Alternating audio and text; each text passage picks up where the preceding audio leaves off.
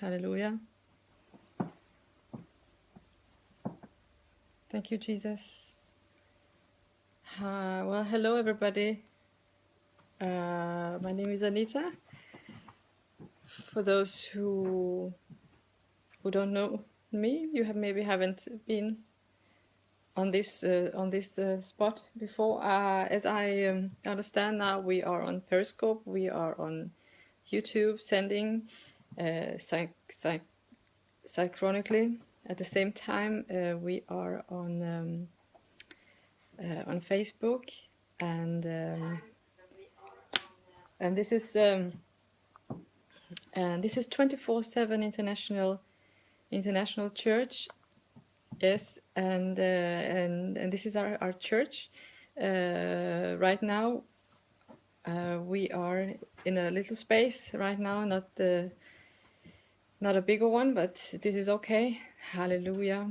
I just wanted to share something from my life, and that is the most important thing. Is not where we stand, where we are, or who we are, but that we believe in Jesus Christ.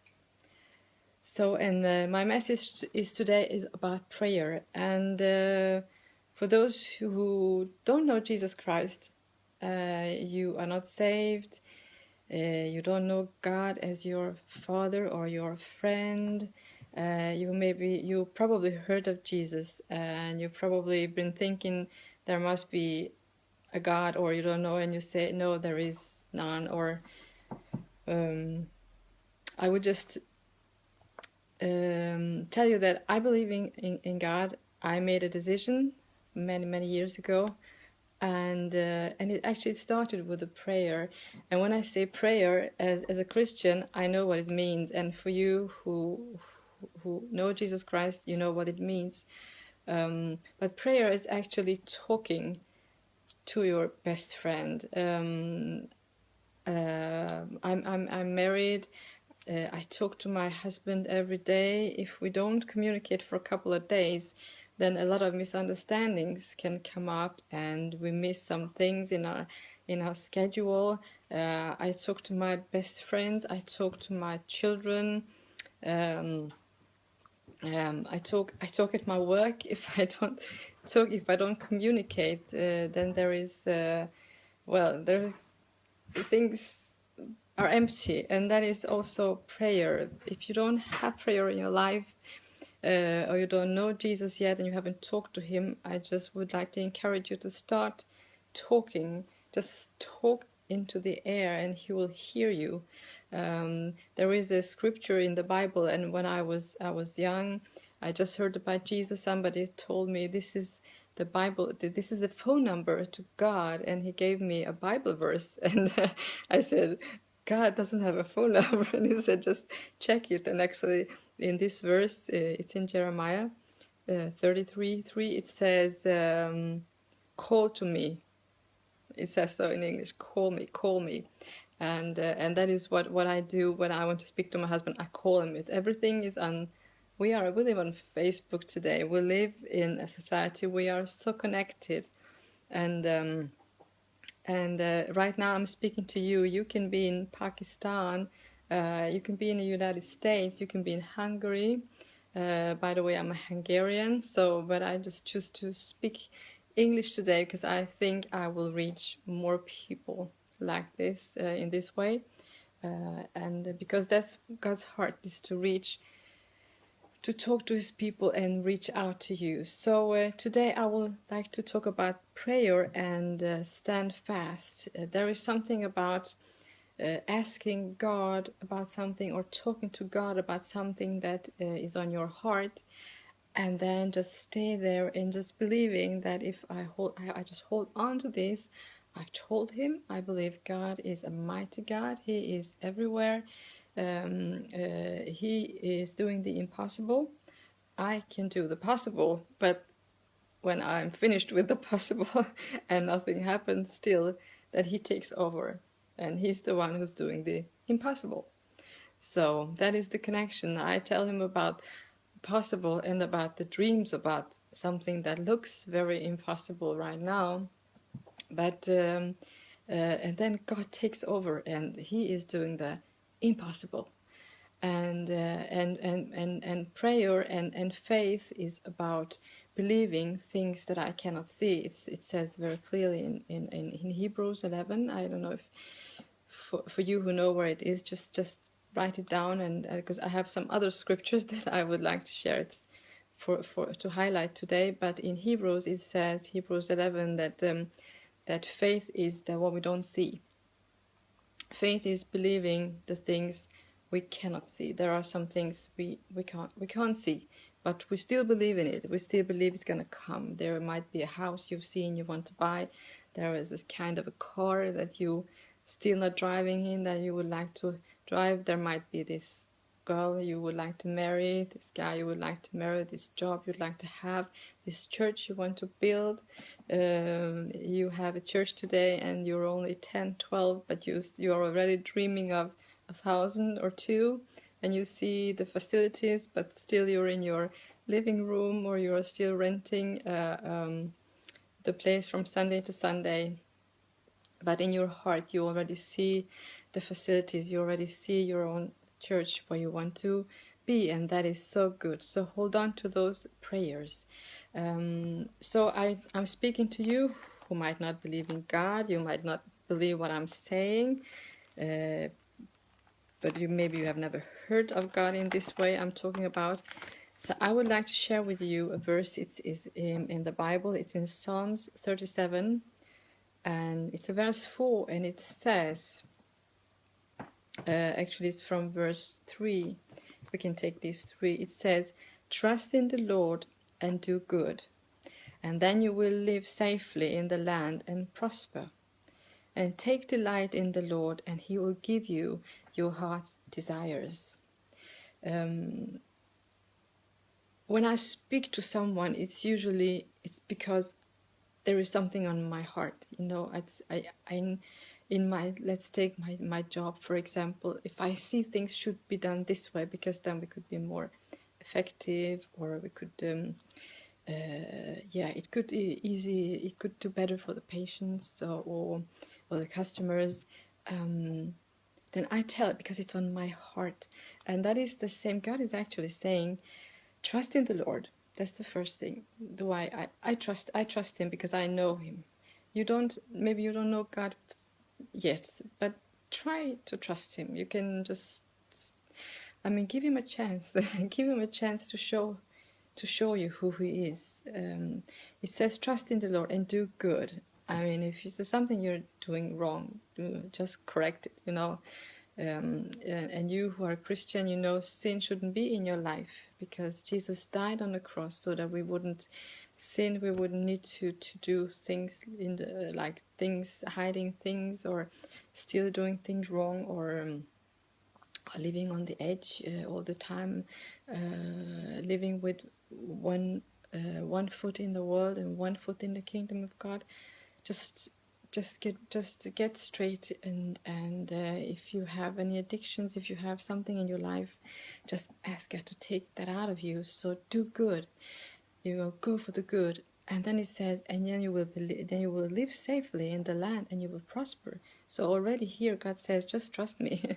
Just trust me, and already just by trusting God, you will prosper, and the country you live in, you will be safe. The meaning that God is protecting Denmark for me. We are transmitting from Denmark, from Copenhagen. For those, I think you can see that on Facebook where I am. But for me, I trust the Lord that where I am, in that country where I am right now, He is protecting the country.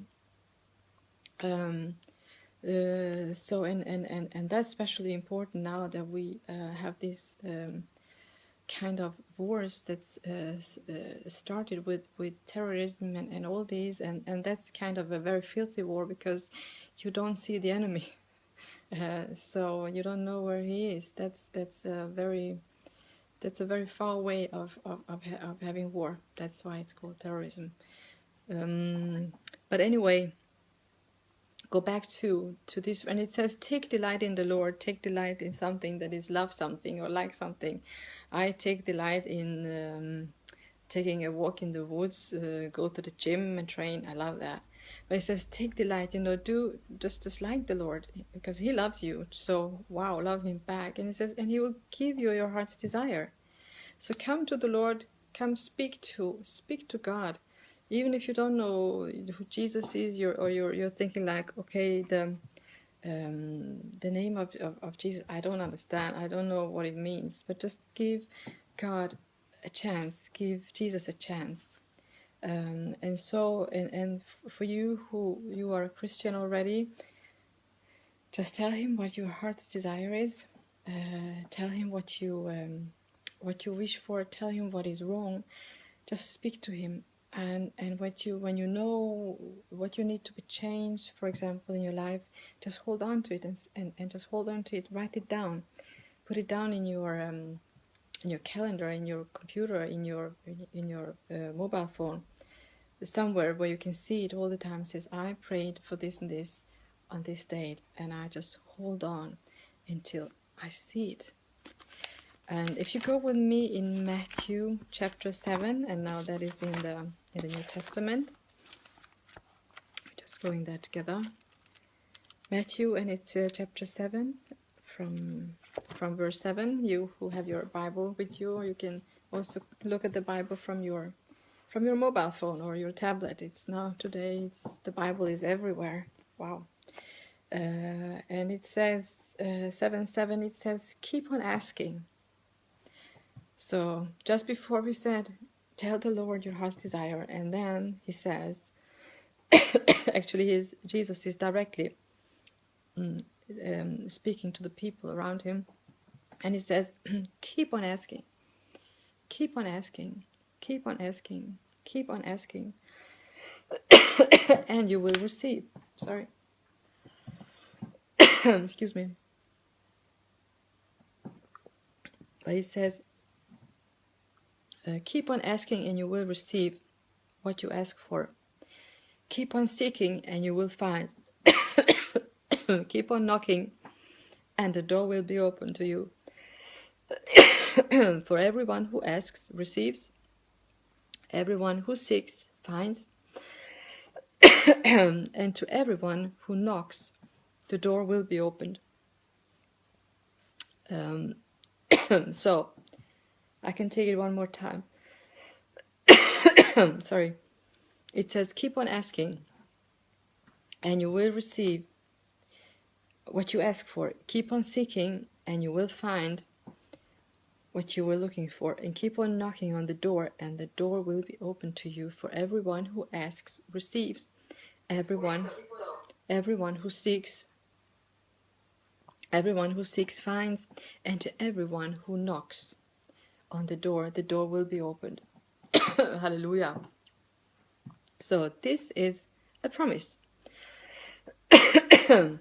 And what it means by asking and knocking and looking, it's like with things that if I ask for something in my from my husband or at the store or from my children, I expect to receive something. If I ask for something, I expect to receive. And if I didn't receive, what do? I send a new email. I send a new SMS. I talk to them again. I'll ask my daughter again, please, will you clean up your room, for example. And I expect to receive an answer. I expect that something's going to happen. And that is the same here. It says, and keep on seeking, and you will find. And when things don't happen as you expected in life, then you start looking. Is that true? You start looking for answers. So what you do is that you look into your heart. What did I do wrong? Did I do something wrong? I forgot to order. If I ordered this thing on the internet, and did I order wrong? It didn't come yet. Did I pay for it? Was it cancelled? You start looking for answers. So, and also here you start looking into yourself. God, is there something in my life. Did I do something? It's God is not gonna punish you by holding things away from you or not loving you or doing that. We people we can do that, but God is not like that. But for example, there is sin in your life. If there is thing you've said something and you know you should do something about it. It's not good. Remember, I just read the other word, be good, do good. I mean, clean up in your life all the time. Just keep in contact with God all the time. And that is what we do. We start searching. We start looking. Is there something stuck in there in the channel? If I open the water, tap, I expect water to come out. It's not coming out. I'm start looking in the water drain. I'm just looking for it. Is there something blocking? So that is the same here. Or is the Bible verse? Maybe you need encouragement. You go back to the Bible verse. Go back to the verses that says that God loves you, that He wants to give you your heart's desire. There are many verses about that. Promises that you are beautiful. He loves you as you are. He doesn't want to change you. He just the things are going to come to your life. They are going to be better, and it will go up and up and up and be better and better and better, even if you don't see it today. And that is seeking. And the other one, knocking on the door, is then when you are persistent, and that is when you go back to God after a month or two. He says, "Hello, God. I know, Father. Hey, Daddy." I was asking for this thing, and now it's time. We need to pay these bills. Hello. Still the money didn't come yet. This month we got a lot of bills, and my salary or what we got in gifts from other people is not enough. And God, we need to have a solution. It's going to be tomorrow. Tomorrow is the last day. Then you knock desperately on the door. If you want to come in somewhere, you want to come in the door, you will be knocking and knocking, knocking until your hands are bleeding, because you want to come in.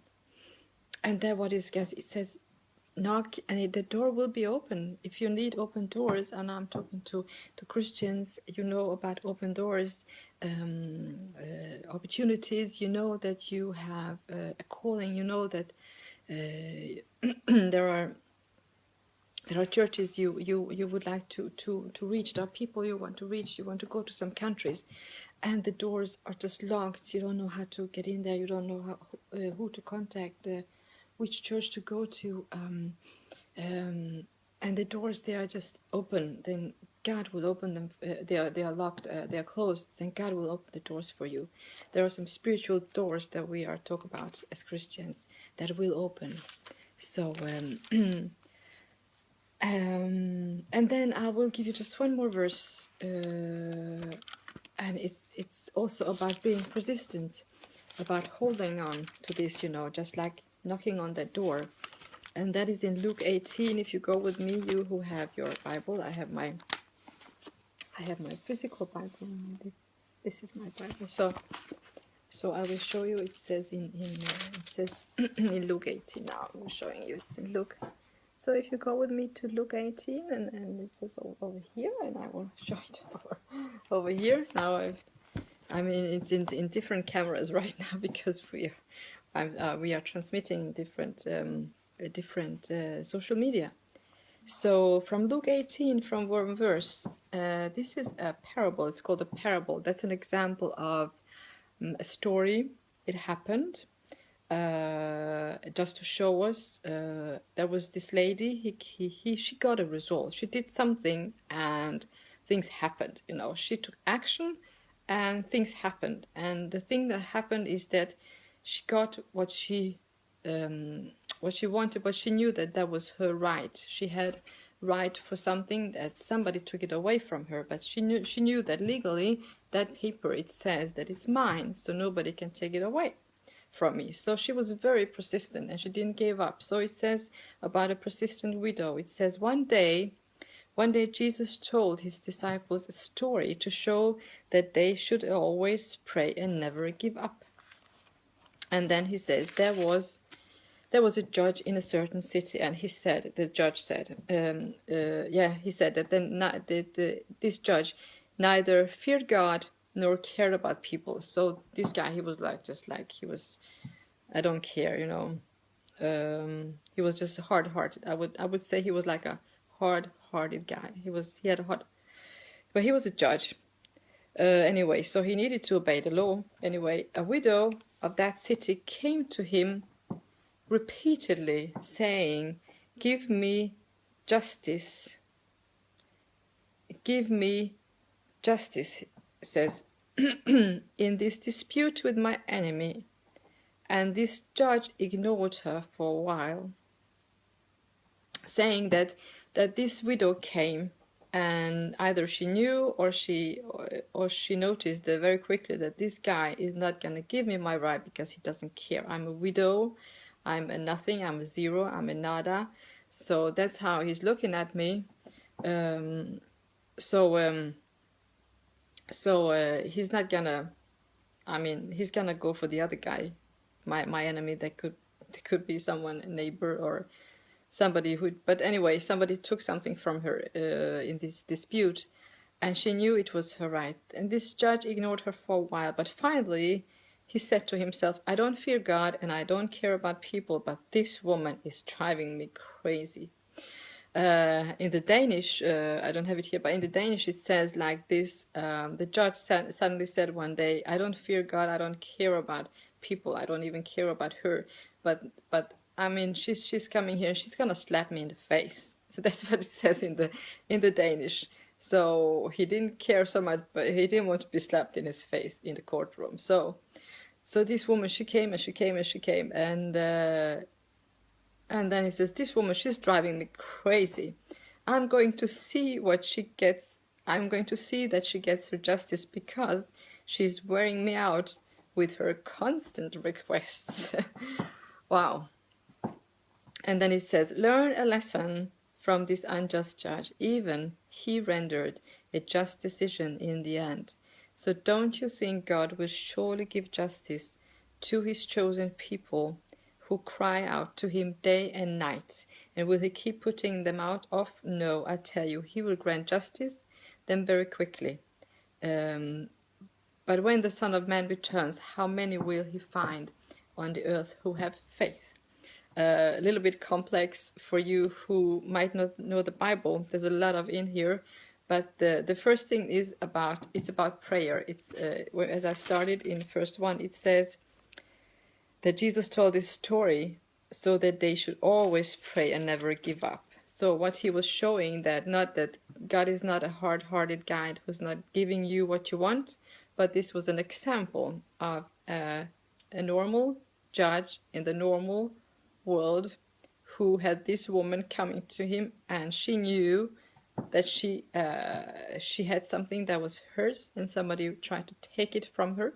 She also knew that she was like nobody. She didn't have a husband. She didn't have anybody to go to. She was a widow, so she was the lowest of the lowest in the society, and so probably nobody would normally nobody listens to her, but anyway, she knew that this was her right, so she kept on coming back, because when we pray there is something in the spiritual world.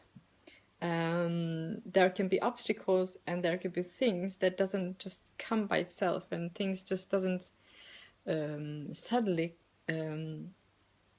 happen so quickly, or don't come so quickly as we would like to want them to do. And it's because there is a devil, there is a dark side, there is something in the spiritual world that will try to keep things away from you. So I'm not going to go very deep in this today. I will take that teaching next time. But there are some hard things, like this judge who doesn't want to give you, who wants to stand in your way, who says that you're nothing, you're just a widow, or why should you don't deserve it. You're going to hear that when you start praying. as a Christian, then the devil comes and tells you you don't deserve this. You know, why you? Yeah, why me? And why this? You don't need that. Go for a smaller house. Okay, you say okay, but don't say that. So what Jesus is saying here, that don't give up. Don't say I'm just a widow, or I'm just a nothing, or my church is only 10 people, and we are just 10 people here, and we don't even have a facility. Yeah, we don't have somewhere to be on church on Sunday, but it's in your heart. It's living in your heart. You want it so bad, and you have it, and God is saying to you, don't give up. Just don't give up. So hallelujah. And I just take a last verse, because I have 5 more minutes. So just find you a verse that I would like to give you. It's in Philippians 4. And go with me to Philippians chapter 4. For those you have the Bible, it says, and I just show you here you can see it, the Philippians. Where is it? Philippians 4:4. It was here. Okay, 4:4. That's 4:4, and it's Philippians 4:4, and it's Philippians 4:4, and it says, "Always be full of joy in the Lord. I say it again, rejoice. Let everyone see that you are considerate in all you do. Remember, the Lord is coming soon. And don't worry about anything." It says, instead, pray about everything. And tell God what you need and thank Him for all He has done. And then you will experience God's peace, which exceeds everything we can understand. His peace will guard your hearts and your minds as you live in Christ Jesus. And now, dear brothers and sisters, one final thing: fix your thoughts on what is true and honorable and right and pure and lovely and admirable. And think of these things that are excellent and worthy of praise. So this was a little bit long. I take it shorter. The important thing is in the beginning, that always be happy and always be full of joy in the Lord. It says rejoice. You can be happy, and you can choose to be happy in the Lord, even if things are going against you, even if you still didn't have what you've been asking for.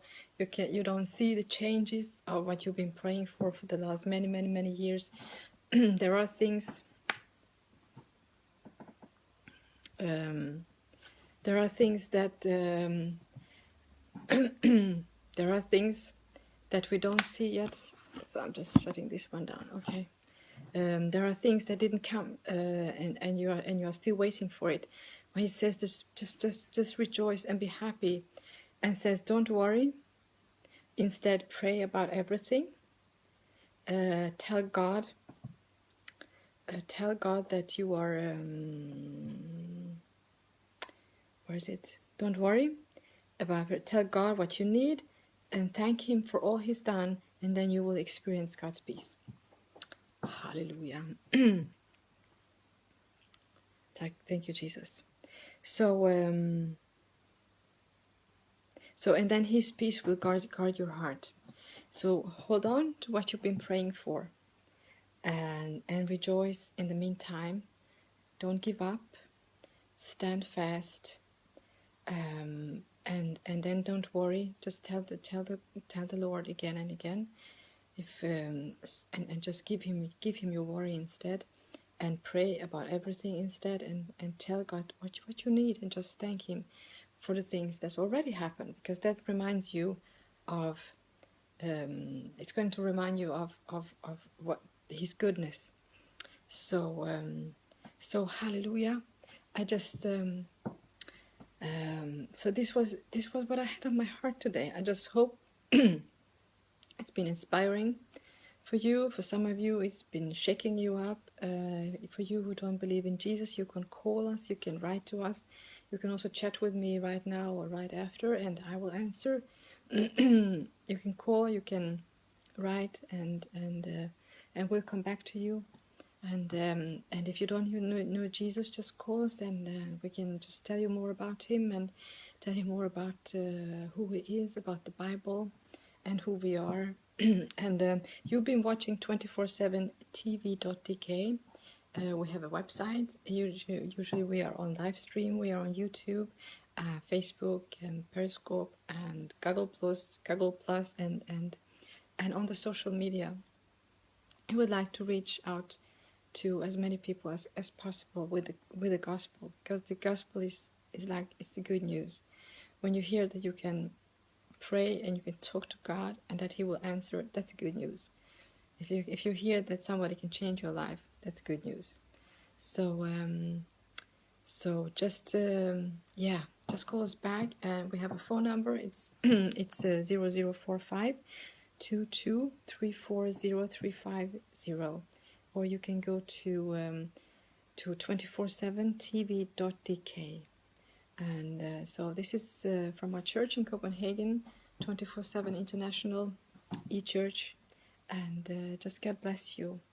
And we love you, even if we don't know you. Just reach out to God, reach out to us. Oh, now I'm throwing my things away. So God bless you, and see you next Sunday, maybe sooner.